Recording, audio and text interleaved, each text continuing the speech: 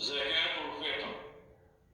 أهدى محمود لمحتاج كيس شعير، قال ما لي وللحبوب وللشعير، فأنا لست من البغال ولا الحمير. قال إنما هي زكاة الفطر أيها الفقير. قال أنا لا أقوى على حمل هر صغير، فكيف بكيس شعير وأنا شيخ كبير؟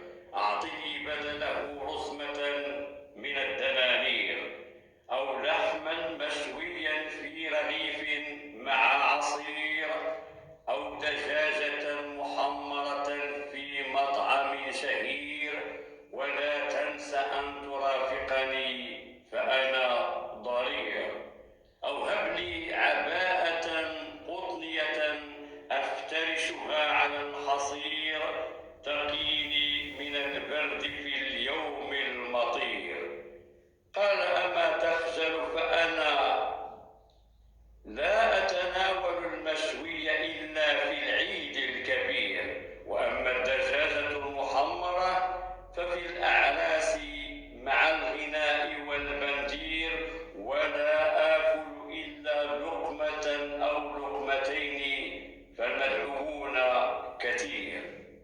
والعباءة تتطلب المال الكثير، فأنا فقط مجرد عامل أجير، ولست بغني ولا بوزير، وإنما أريد تطبيق السنة مع التيسير.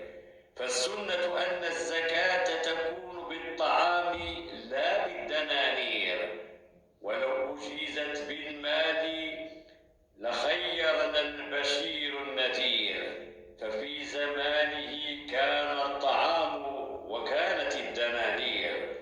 رد الشيخ دين زمانكم معقد خطير، وصلاتكم وحجكم وزكاتكم حدث فيها تغيير. احمل كيسك وتابع المسير، حتى تجد المسكين القوي الحقير الذي سيطحن حبوبك بأسنان كالمناشير. وإذا فقدت الأمل فاقصد اسطبلا فيه الحمير. وأنا أنصحك أن الزكاة لا تجوز في الدواب ولا في كل حيوان يزحف أو يسبح أو يطير.